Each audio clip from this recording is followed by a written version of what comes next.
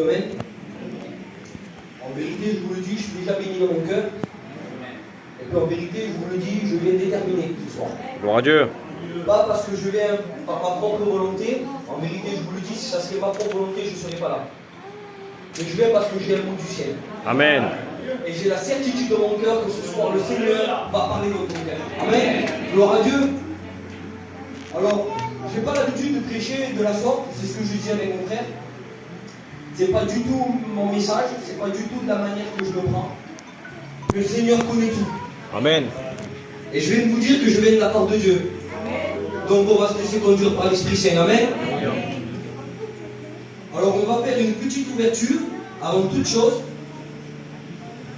dans le livre d'Ésaïe, au chapitre 41 et au verset 10. Et je vais faire la lecture pour vous. Amen.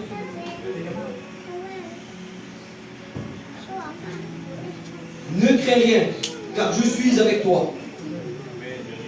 Ne promène pas tes regards inquiets, car je suis ton Dieu. Je te fortifie, je viens à ton secours, et je te soutiens de ma droite triomphante. Amen, gloire à Dieu. C'est un texte merveilleux de la parole de Dieu. Quand on porte attention un petit peu à ce texte, on ne peut que comprendre que l'homme a besoin de l'intervention divine. Quand on fait attention à ce texte, on peut comprendre que l'homme, face à des situations, eh bien, il ne peut pas lutter. Et ce soir, c'est ce que nous allons voir ensemble. J'examinais un petit peu cet après-midi, en train d'examiner la parole de Dieu, et puis j'ai fait un constat dans mon cœur. Et je me suis dit, il y a trop de situations qui mettent des barrières. Il y a trop de situations qui nous empêchent de grandir avec le Seigneur. Il y a trop de situations qui nous tiennent dans le chaos. Il y a trop de situations qui nous empêchent d'avancer. Il y a trop de situations qui nous empêchent de voir la gloire de Dieu. Et puis ça a travaillé dans mon cœur. Et c'est ce que je disais au frère au téléphone en vérité. J'ai été confus avec deux messages finalement. Dieu avait mis un message dans mon cœur, et puis Dieu mettait un autre en même temps dans mon cœur. J'étais confus, pourquoi? Parce que le cœur de l'homme, et c'était mon cœur, c'était mon ressenti, il y a trop de situations qui nous séparent de Dieu. Il y a trop de séparation avec le Seigneur finalement. Le monde, il ne nous fait pas de cadeaux. Il y a des situations qu'on ne demande pas, mais qui arrivent tout à coup dans notre vie.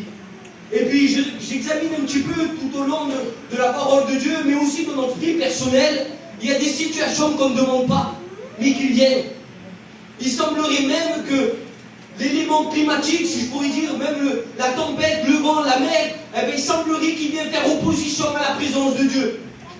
Et ce soir, je n'ai pas envie de lire beaucoup de textes, mais je vais vous donner les références, et on va rentrer dans une première histoire eh bien, qui a touché mon cœur. Et certainement, tu vas te voir dans cette histoire. Parce que moi, je me suis vu aussi. Alors, c'est dans le livre de Marc, au chapitre 6, au verset 45. Alors, je ne vais pas lire l'histoire complètement, je vous donne juste les textes pour que vous puissiez le lire chez vous ou en même temps que je prêche, c'est important. Et je vais essayer de brosser l'histoire. Cette histoire, elle n'est pas compliquée. C'est tout simplement que Jésus va donner un ordre à ses disciples. Si je pourrais m'exprimer ainsi, il va leur dire tout simplement, passez de l'autre bord. Il semblerait que tout allait bien, et Jésus puis va soudainement comprendre qu'il faut aller quelque part d'autre. Et j'imagine que les disciples, ils ne savaient pas trop où ils allaient finalement. Ils connaissaient la direction, mais ils ne savaient pas où ils allaient finalement. Et puis la Bible continue, et il nous dit qu'au milieu de la mer, ils étaient tout seuls. Et puis quand on lit un petit peu l'histoire, la Bible nous dit formellement que Christ était resté à terre. C'est-à-dire que Christ n'était pas avec eux. Et puis, quand on continue l'histoire, la Bible nous dit qu'une tempête commence à venir. Et on voit que les disciples, ils sont, si je pourrais m'exprimer ainsi, ils sont un petit peu pris au mur, pris au piège, si je pourrais dire. Parce qu'ils ne peuvent plus faire marche arrière, mais ils ne peuvent plus aller non plus en avant. Ils sont face à une situation compliquée. Et j'aimerais rentrer dans une petite précision, c'est que ces disciples avaient l'habitude de naviguer. Ces disciples, ce n'étaient pas n'importe qui. C'était des gens qui avaient l'habitude d'être en mer. C'était des gens qui connaissaient si je pourrais dire, ils connaissaient la météo.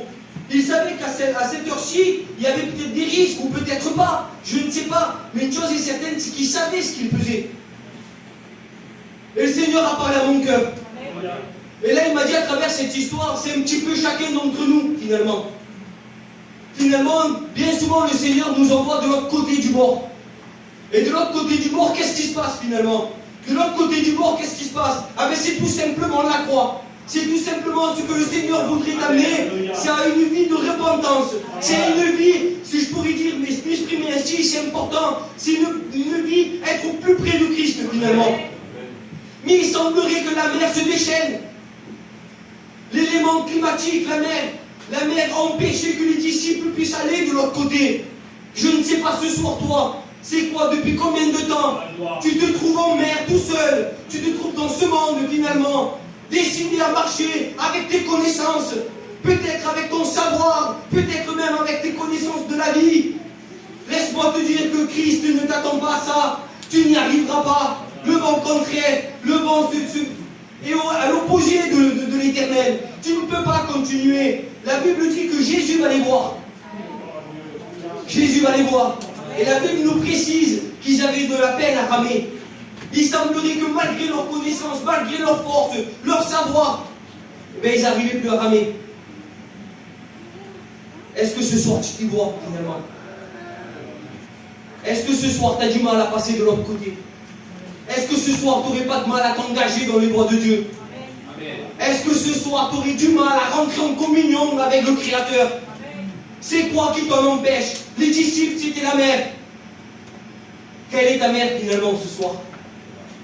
Quel est le problème qui fait que tu n'arrives plus à ramer face à la situation compliquée? C'est jamais facile de venir à Dieu. En vérité, je vous le dis, c'est jamais facile.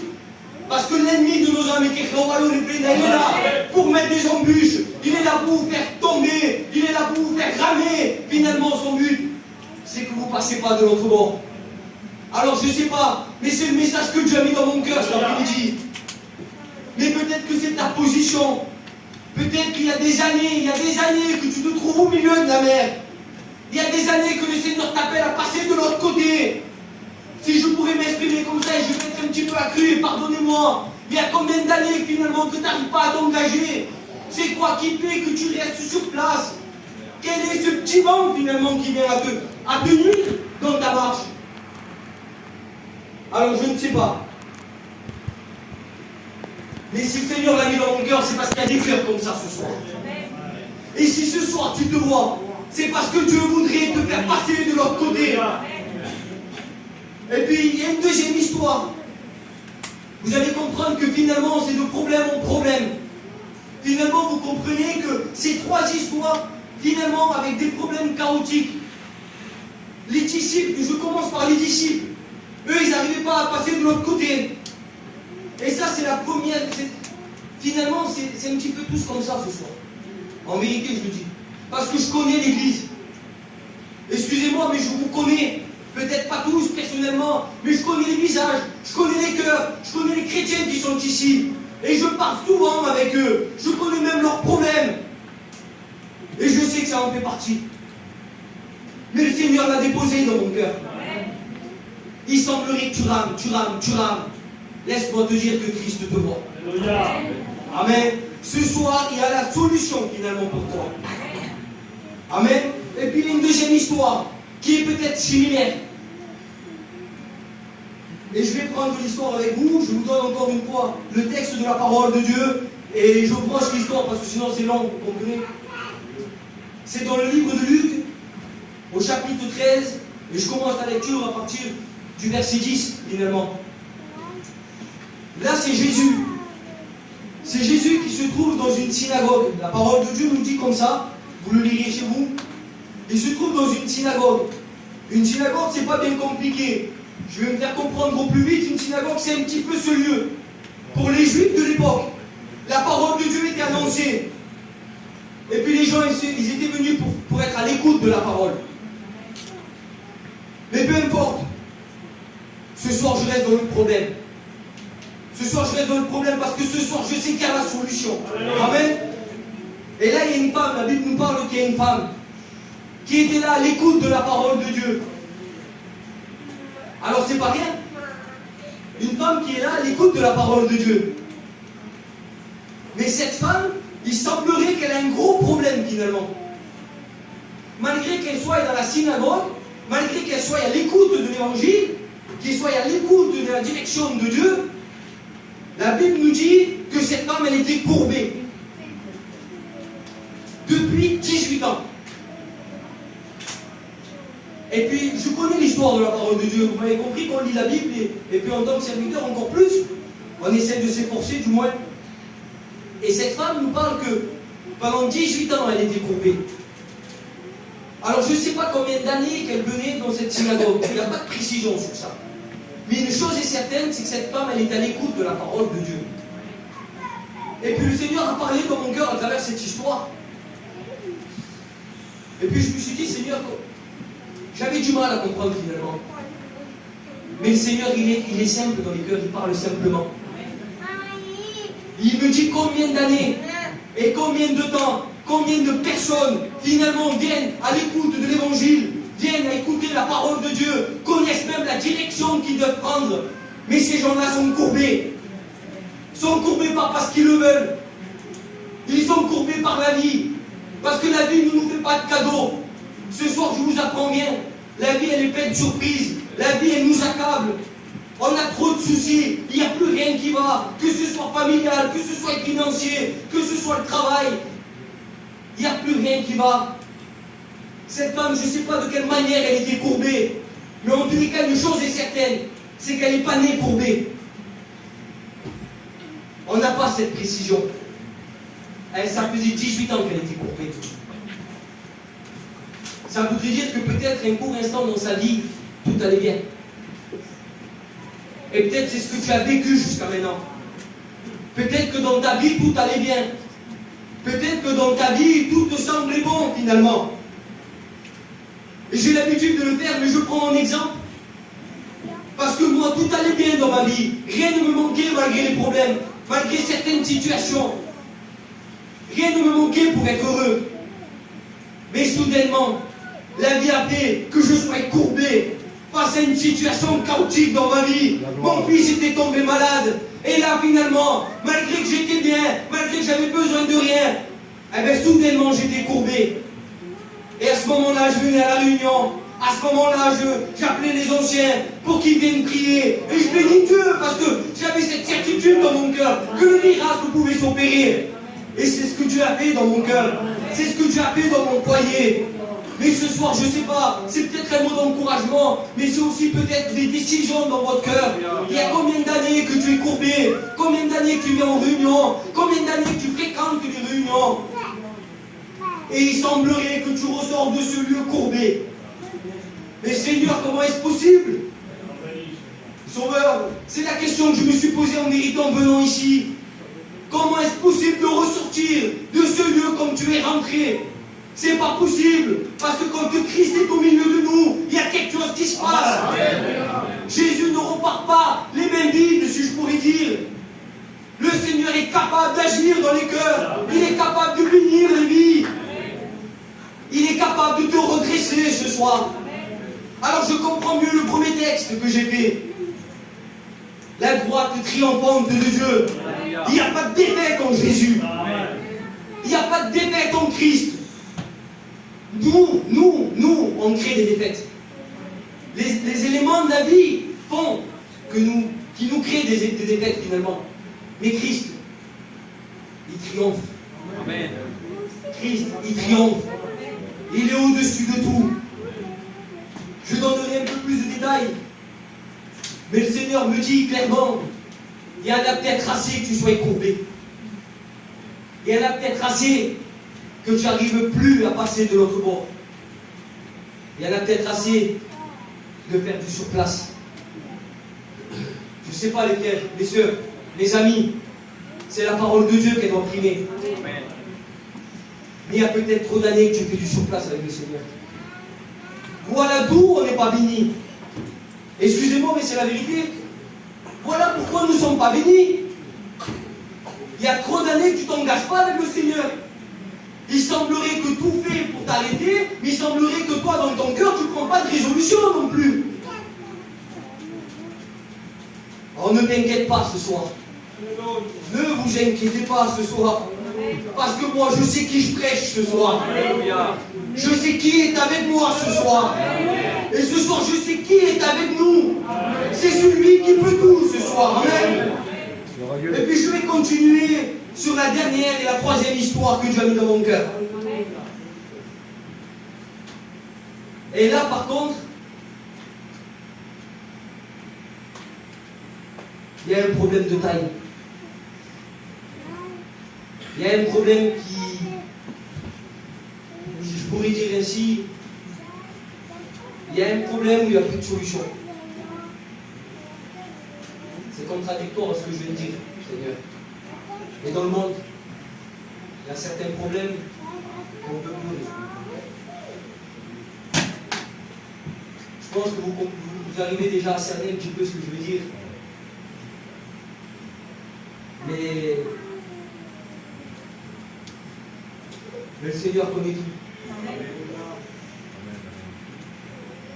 Il y a une histoire dans la Bible. Je vais vous donner encore une fois le texte pour que vous puissiez le lire. C'est dans Marc 5 et vous commencez la lecture au verset 35. La Bible nous parle d'un homme nommé Jairus. Vous allez voir, je vous brosse un petit peu l'histoire pareil, parce que sinon je prendrai trop de temps à faire la lecture. Jairus était un homme avec un prestige. C'était un homme qui avait réussi sa vie. C'était un homme qui avait peur de rien et qui avait besoin de rien. Mais la réalité de la vie l'a rattrapé. Alors je vais me faire comprendre, Seigneur, parce qu'il y a certaines réalités qu'on ne peut pas enlever. C'est triste. Et des fois, et souvent, on n'aime pas employer ces mots et ces termes, mais c'est la vérité. J'avais vu s'il avait un problème de taille, et dans son cœur, il n'y avait plus de résolution possible. C'était que sa fille était mourante. Et là, finalement, on peut faire ce qu'on veut, mais je sais à qui je m'adresse, et je sais que vous comprenez le message. Malheureusement, il y a certaines situations qui existent encore aujourd'hui. C'est quand il n'y a plus rien à faire. Mais je bénis Dieu. Parce que même s'il n'y avait plus rien à faire, Jairus, lui, il va chercher la solution. Alors là, ce n'est pas Christ qui vient à lui, mais c'est lui qui vient à Christ. Et je bénis Dieu. Et je bénis Dieu parce que c'est souvent ça. C'est souvent nous que nous venons à Christ, parce que nous avons besoin, parce que nous avons cette nécessité dans notre cœur. Parce que quand Christ nous appelle et que tout va bien, bien souvent on refuse l'appel de Dieu. Excusez-moi, mais c'est la vérité, je l'ai vécu moi-même ça. Mais quand nous on a besoin, et pas c'est une situation comme ça, parce que là c'est une situation de taille, c'était un problème on ne pouvait pas le régler. Alors si vous avez bien compris, je reviens un petit peu dans les trois thèmes de cette histoire. Ça va du plus petit au plus grand problème. Une petite tempête, tu fais face, tu te noies, tu restes dans le monde, ça te convient. C'est vrai. Une femme courbée, 18 ans courbée, elle vivait, elle. Si on lit bien la lecture de cette femme, il semblerait même qu'elle s'était habituée. Elle ne demande pas à Jésus d'être guérie. Elle est à l'écoute de la parole de Dieu, elle était très bien comme elle était, finalement. Mais Jairus, non. Le problème, il était trop grand. Alors lui, il vient devant Jésus. La Bible nous dit qu'il va chercher Christ. Et quand il va le voir, il va se prosterner, vous allez lire l'histoire, et je la brosse vite fait, il va s'adresser à Christ. Et Christ va l'intervenir dans sa vie. Mais je parle de Jairus, pourquoi? Jairus, c'était tout simplement un homme qui n'avait pas vraiment besoin de qui que ce soit. Mais face à cette situation, il était dans le néant. Il était dans le chaos. Il n'y avait plus de solution pour lui. Alors les autres, on va dire qu'il y avait peut-être une solution mondaine à vivre dans l'état finalement. Peu importe la maladie, peu importe si tu étais courbé, peu importe si les autres faisaient du tort, tu arrives à vivre de cette manière-là. Mais laissez-moi vous dire que face à la mort spirituelle, tu ne peux plus vivre. Parce que la Bible nous dit qu'il y a deux endroits où passer l'éternité. Nous n'avons pas le droit de mourir sans Jésus. Nous n'avons pas le droit de laisser partir notre vie finalement dans le chaos. Le Seigneur ce soir t'appelle à la résurrection. Vous m'avez compris, c'est spirituel. C'est quoi que depuis des années, tu es peut-être mort spirituel. Et tu te dis que dans ton cœur, il n'y a plus de solution pour ta vie. Tu te dis que face à ton problème, il n'y a plus de résurrection possible. Et tu te laisses mourir ainsi, comme si ça serait normal. Tu te dis que face à la situation, tu ne veux même plus essayer de t'en sortir. Seigneur, je ne sais pas si vous réalisez ce soir, mais c'est la vérité. Il y a combien de personnes qui se perdent, qui sont morts spirituellement et qui ne cherchent même plus à voir Jésus. Il semblerait que cette personne-là n'est plus capable. Peut-être même plus, il n'en veut plus.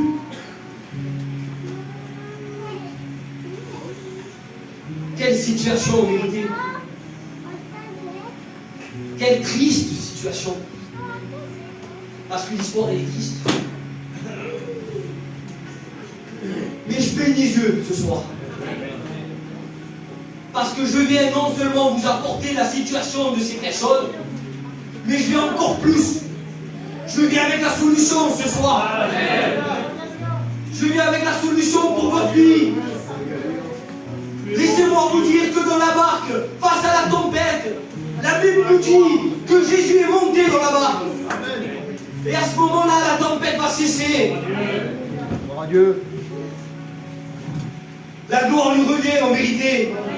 Je ne sais pas si c'est ton état ce soir, mais laisse rentrer Jésus dans ta barque. Arrête de ramer tout seul. Ce soir, il y a une possibilité pour toi. Elle est simple. C'est Jésus qui vient à toi. La Bible nous dit qu'il a vu la barque. Il a vu ses disciples ramer. Arrête de ramer. Laisse-moi te dire que l'ennemi est de taille. Tu n'y arriveras pas tout seul. Ce soir, ne repars pas de ce lieu en ramant de nouveau. Mais laisse rentrer Christ dans ta barque. La barque représente ton cœur ce soir. Ce soir, c'est lui qui aimerait ramer pour toi. Parce qu'il sait que tu n'es pas capable d'aller au bout de l'autre bord. Il sait que tu n'es pas capable de suivre le Seigneur. Parce que finalement, qui c'est qui est capable? Finalement, qui est capable de suivre le Seigneur? Nous sommes tous pécheurs et privés de sa gloire. Mais Christ, lui, il a payé le prix. Il a dit, je n'ai qu'à foutre de votre état. J'en ai qu'à foutre de la situation que tu vis. Je t'aime. Je veux te sauver. J'ai payé un grand prix pour toi. Si seulement tu me laisses rentrer dans ta barque. La parole de Dieu nous dit que la mer devient calme. Parce que quand Christ est dans ta barque, ta vie devient calme. La situation se calme. Alors oui, tu es encore sur la mer. Mais tu ne crains plus rien. Et puis cette femme courbée, quelle situation chaotique finalement. Malgré peut-être qu'elle s'était habituée à vivre courbée. Malgré peut-être que dans son état, elle était peut-être bien finalement elle. Mais comment peux-tu être bien courbé en écoutant la parole de Dieu? Être courbé en écoutant la parole de Dieu, c'est de passer à côté des bénédictions. C'est de passer à côté de la grandeur de Christ dans votre vie. La parole de Dieu va plus loin. Et puis la Bible nous dit que Christ de nouveau est la solution pour cette âme. Alors si ce soir tu es venu courbé par les problèmes de la vie, par des situations qui te courbent, peut-être dans ton foyer il n'y a plus rien qui va, et cela te courbe dans ta vie. Seigneur, je ne veux pas faire quelqu'un qui est super intelligent, mais je suis humain. Et quand j'étais dans le monde, quand j'étais courbé, il n'y a rien qui allait dans mon foyer. Alors c'était un semblant par rapport au monde, par rapport aux gens, par rapport à la famille. Mais j'étais dans le chaos chez moi. J'étais pas présent, j'étais pas avec ma femme. Il n'y avait rien qui allait. C'était des disputes sans arrêt. C'était ça ma vie. Et excusez-moi de l'expression, je m'endormais, je me levais avec de l'amertume dans mon cœur. J'avais pas de paix dans ma vie. Je fuyais ma vie, je fuyais mon foyer. Voilà, c'est quoi une femme courbée, un homme courbé? Mais ce soir, je bénis Dieu, parce que ce soir, il veut te redresser. Il a fait pour moi, il peut le faire pour toi. Moi, ce soir, je suis déterminé. Je bénis Dieu, parce qu'il ne laisse rien au hasard, le Seigneur. Le hasard, ça voudrait dire le voulu de Dieu. Et ce soir, le voulu de Dieu, c'est de calmer la tempête dans ta vie. C'est de te faire passer de l'autre bord, que tu puisses t'engager. Mais bien plus, que tu puisses aussi te redresser. Il y a trop de situations qui te tiennent courbé, Seigneur. C'est triste, Sauveur, mais tu peux repartir d'ici redressé. Et puis Jairus, c'est la dernière histoire. Alors là, il n'y a plus de solution pour lui. Lui, tout est fini. Lui, c'est la mort certaine. Laisse-moi te dire qu'il n'y a pas de mort en Christ. La mort en Christ n'existe pas. La mort en Christ n'existe pas. C'est pas possible. Et Jairus, il va venir avec le peu de force qui lui tient. Il va oublier qui il est finalement. Parce que regardez le texte de la parole de Jairus. C'est pas n'importe qui, Jairus. Mais là, il perd sa fierté. Il met de côté son orgueil. Il met de côté sa posture. Il met de côté sa vie. Il met de côté tout ce qui le tient dans le monde. Parce que le problème, il est de taille. Il a compris que la solution, il est en Christ. Et je bénis Dieu. Parce que même s'ils ont voulu le stopper, en lui disant de n'importe où ne plus le mettre, arrête, ta fille elle est morte, c'est fini, il n'y a plus de solution, laisse tomber, abaisse les bras. C'est l'ennemi qui t'accuse, l'ennemi te dit ça ce soir. Il y a combien d'années qu'il vous dit ça, c'est l'ennemi? Ce soir, j'aimerais inverser les rôles. L'ennemi qui est au valore et plein d'amour.